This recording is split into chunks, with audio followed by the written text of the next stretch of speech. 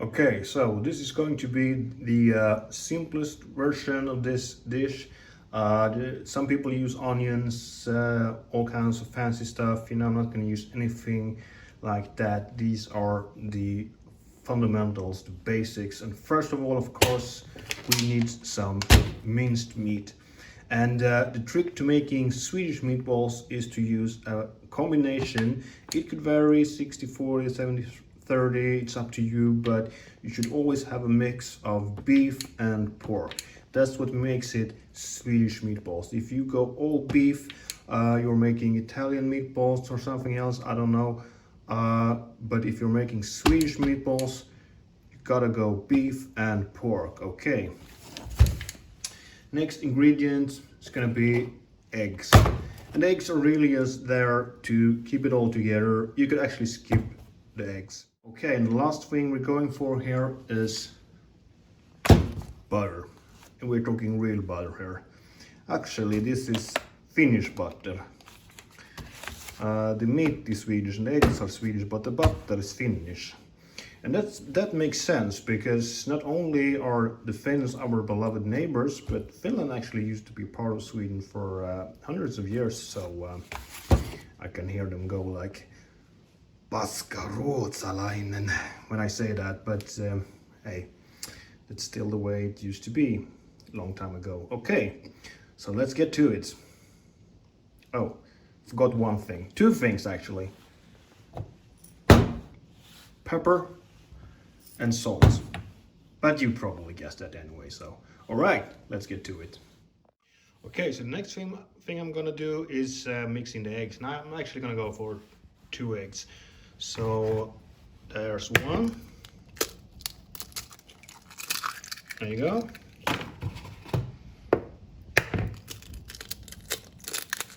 And there's 2. So now you just add some pepper and salt, according to taste, of course, you know.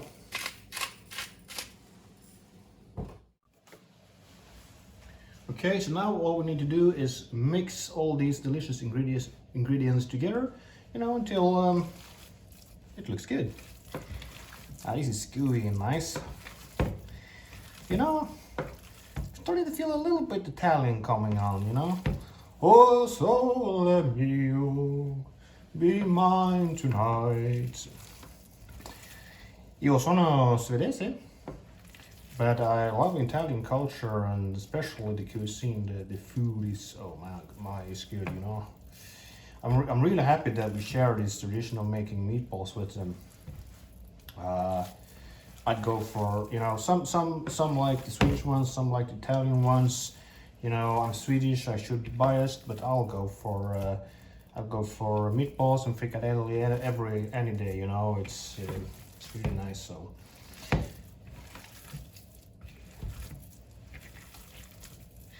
it's actually a Swedish song. It's very famous in Sweden. What we got from the Italians, that we sing before Christmas, and that's Santa Lucia.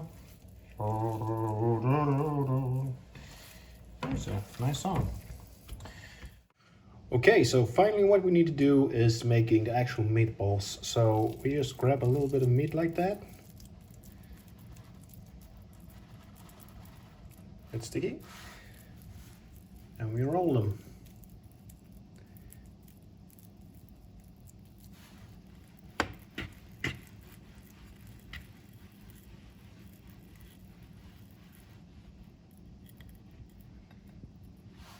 And voila. Finally, you melt your finished butter and make sure it's, almost a little bit, not brownish, but it should be hot and nice.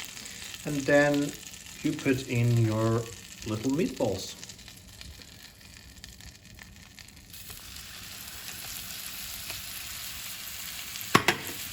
And the good thing now is that since we have eggs in this, they're going to be very firm and nice, and they're not going to fall apart as they can tend to do otherwise. So, looking good.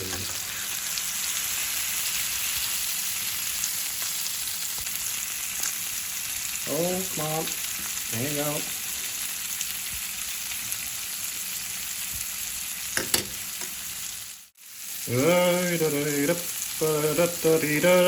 It's amore, oh amore.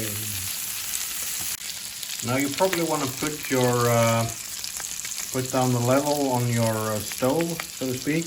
Put down the temperature a little bit, because these need to cook for a while, and the reason is of course that it's pork, you know, so you want to make sure that these are properly cooked, you know. You don't want them to be pink inside, so cook them for a little longer on medium temperature, medium to high temperature, so you don't burn them, but make sure that they are properly cooked. And here we are with some simple, slightly flat Swedish meatballs. Smak this piece, as we used to say in this country. These days we just stare at each other, you know, because Swedish people don't like to talk to each other. Let's go.